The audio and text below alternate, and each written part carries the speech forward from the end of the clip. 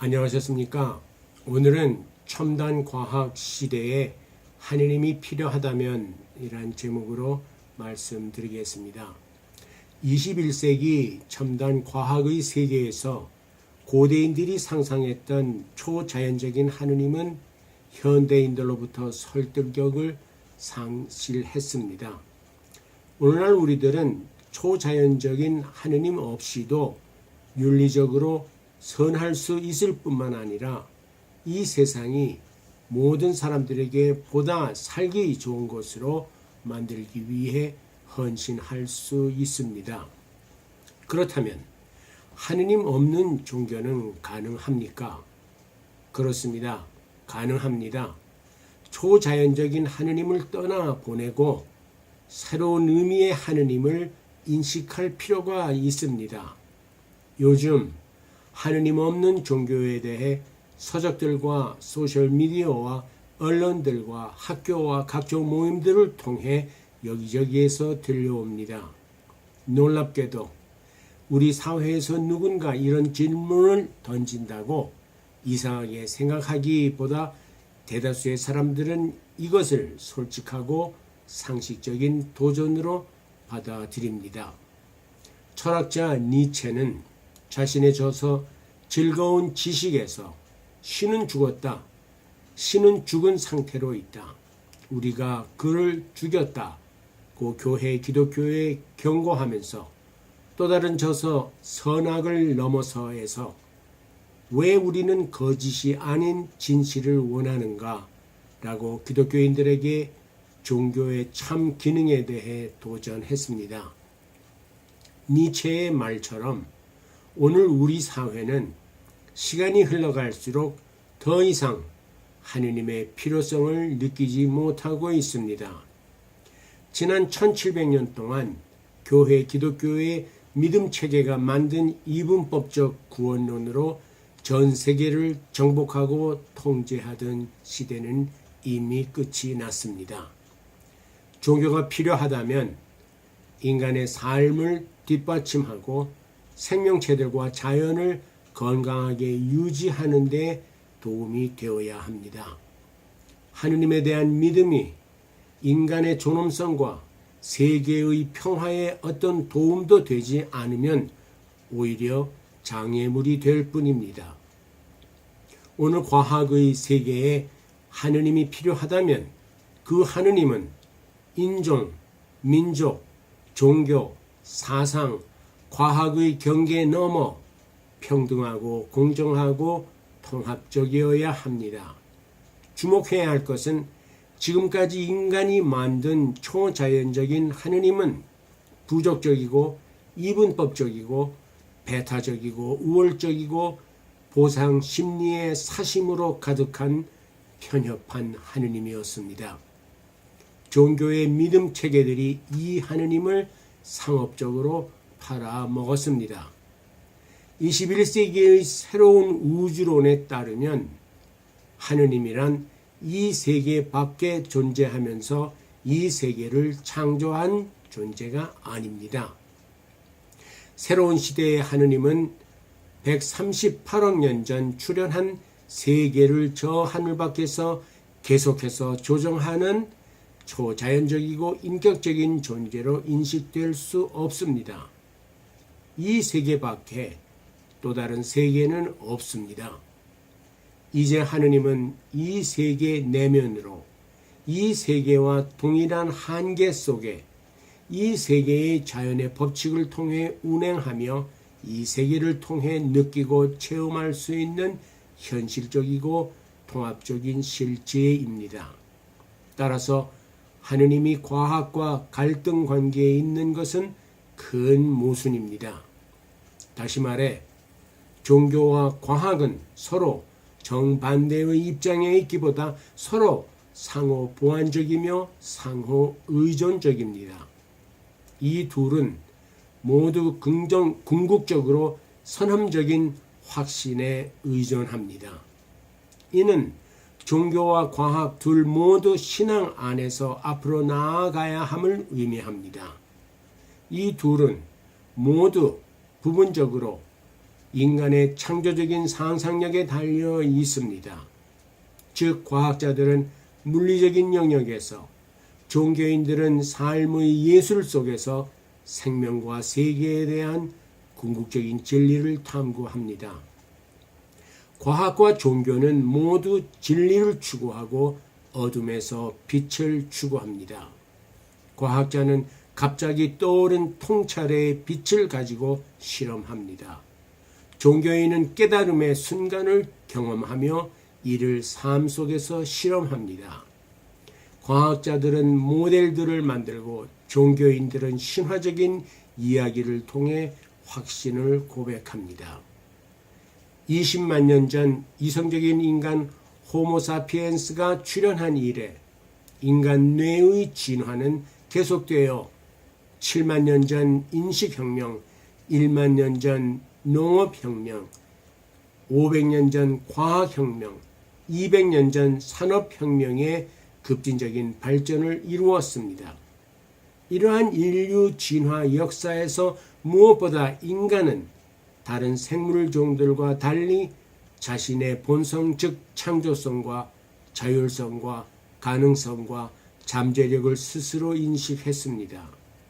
또한 현대 과학자들은 과학적인 발견 즉 공개적 계시로부터 인간의 본성에 대해 심층적으로 탐구하는 노력을 게을리하지 않았습니다.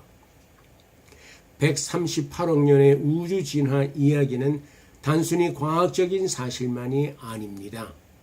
또한 진화를 해석하는 것은 그렇게 단순한 일이 아니며 단지 과학적인 사실을 서술하는 것도 아닙니다. 우주 이야기가 밝히는 진화 서사시를 이해하는 데는 로맨틱한 비전과 철학적인 엄격함이 요구됩니다. 또한 창조적인 예술성과 상상력과 자율성이 필요합니다. 따라서 진화 서사시는 종교, 사상, 정치, 철학의 경계에 넘어 현대 과학의 지식과 전통적인 고대 지혜가 통합된 새로운 패러다임의 이야기입니다. 인류 사회는 지난 수천 년 동안 시대와 환경에 따라 고유한 영적 전통들과 세계관을 발전시켰습니다. 21세기의 우주 진화 세계관은 이 시대의 온 인류의 공통 세계관이 됩니다. 인류의 밝은 미래는 새로운 세계관의 기초 위에 현대 과학과 고대 지혜가 통합하는 것에 달려 있습니다. 그렇다면 어떻게 전통적인 종교들의 핵심적인 사상과 신앙이 세계관적, 문화적, 시대적 경계 넘어 현대 과학과 화합할 수 있습니까?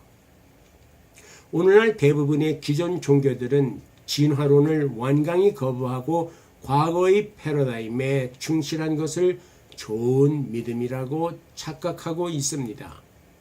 그러나 중고등학교에서 지구과학, 물리학, 생물학, 화학을 익히고 대학에서 지질학, 인류학, 천체학, 유전자공학, 뇌과학, 진화, 심리학 등의 현대 과학을 연구하는 젊은 세대들은 구세대들이 주장하는 3층 세계관의 창조론을 수용하지 못하고 있습니다.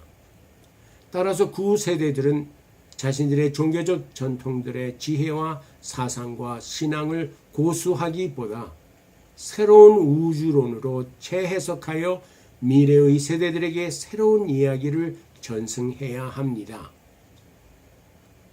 나의 종교적 전통은 기독교입니다.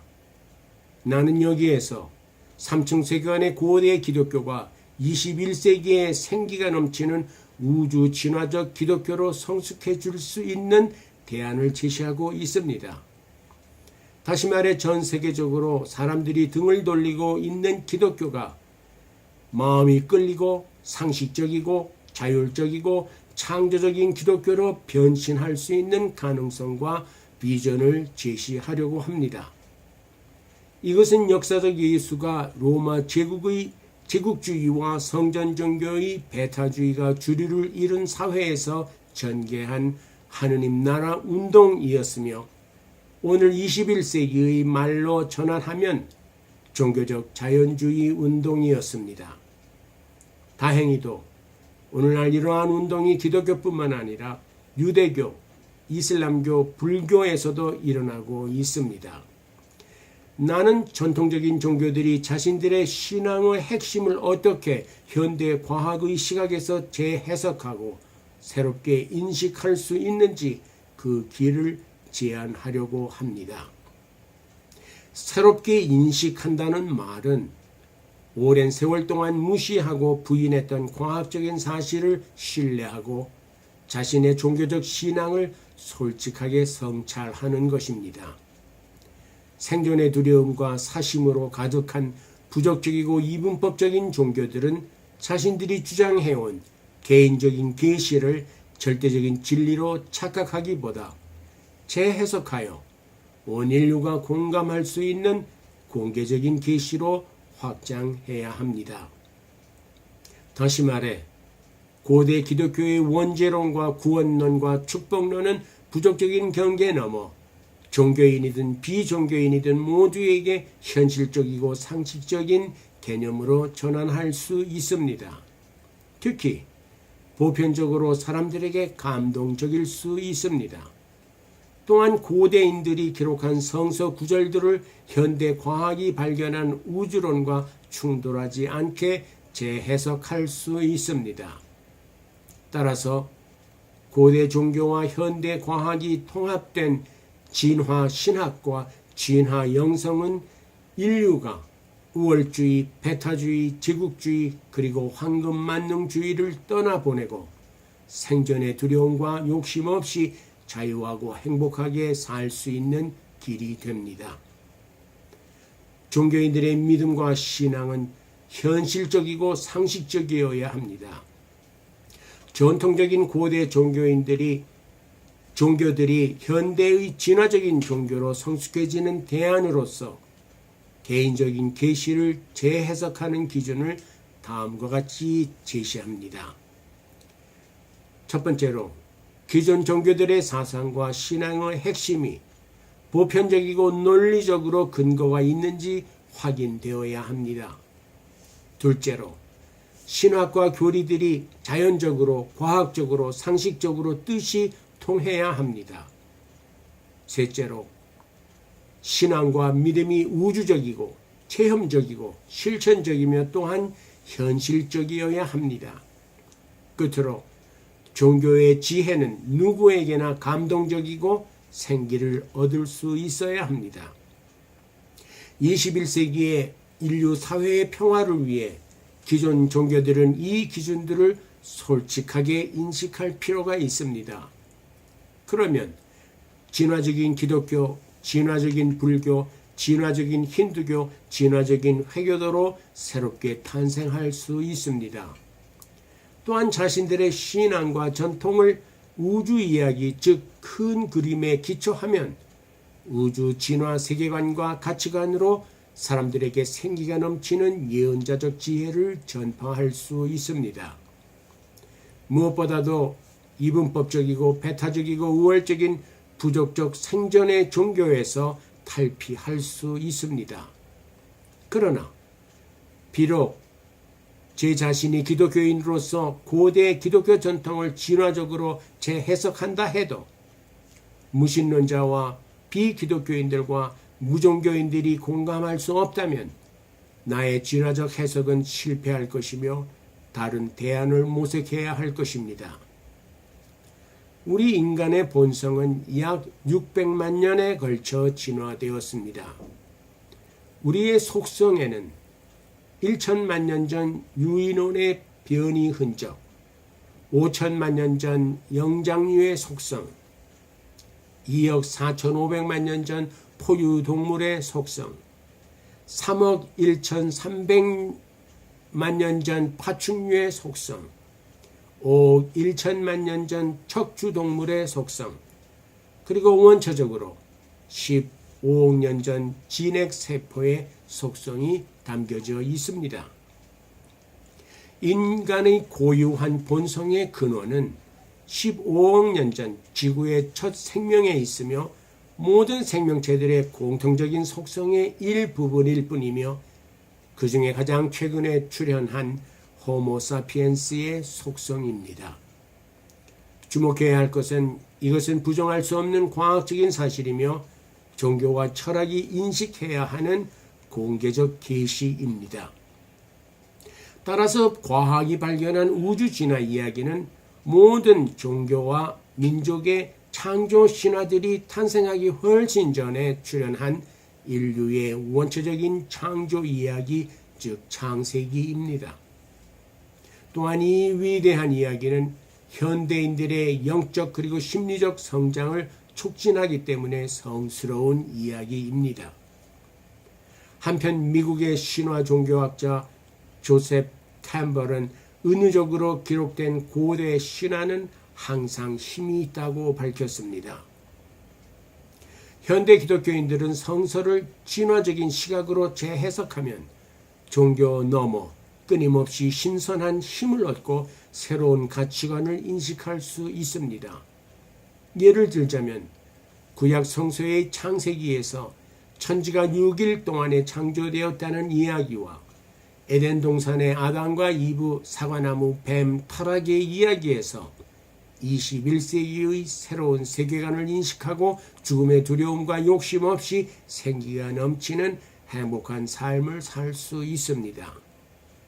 그러나 창조론자들이 3층 세계관에 기초하여 기록한 고대 경전들의 구절구절을 과학적인 우주론으로 입증하려는 시도는 위험할 뿐만 아니라 비상식적이며 불가능한 일이고 무의미합니다. 무엇보다 21세기에 고대 신화를 심층적으로 이해하려면 인간의 본성과 정신과 사상이 어떻게 진화되었는지 이해할 필요가 있습니다. 지난 수세기 동안 과학과 기술의 발달이 입증하듯이 현대인들의 이성적인 인식력과 창조적인 판단력은 고대인들이 상상도 못할 정도로 진화되었습니다. 고대인들의 종교적 체험, 즉 개인적 계시에서 현대의 과학이 발견한 공개적 계시를 상상할 수도 없었습니다. 따라서 현대인들은 우주 진화를 새롭게 인식해야 합니다. 다시 말해 우주 진화는 우리의 성스러운 여정이며 우리의 정체성과 본성의 근원이기 때문에 필수적으로 이해해야 합니다. 진화를 모른 채 하거나 무시하고 살 수 없습니다.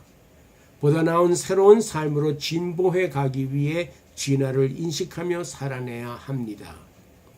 이것은 개인적인 문제가 아니라 온 인류가 당면하고 있는 공통의 운명입니다. 진화 서사시는 지어낸 이야기가 아니라 순수한 사실입니다.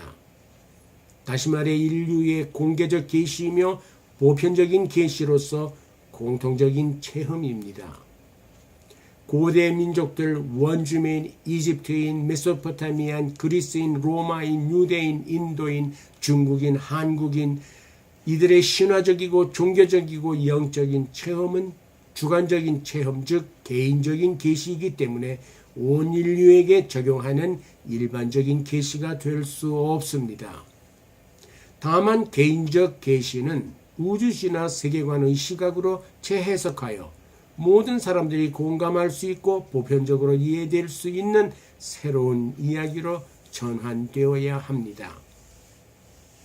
138억 년 전 빅뱅 이후 우주먼지로부터 탄생된 별이 폭발하여 살아있는 세포가 출현했다는 이야기보다 더 경이롭고 위대한 창세기는 없습니다.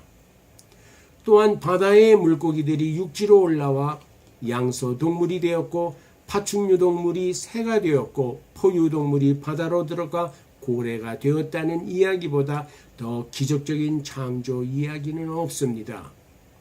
분명히 모든 전통적인 종교들이 과학과 조화를 이룬다면 자신들의 신앙과 신학을 버리지 않고 원초적인 우주 창조 이야기에서 새로운 삶의 의미와 목적을 인식할 수 있습니다. 이것이 21세기의 종교의 의미와 목적입니다. 감사합니다.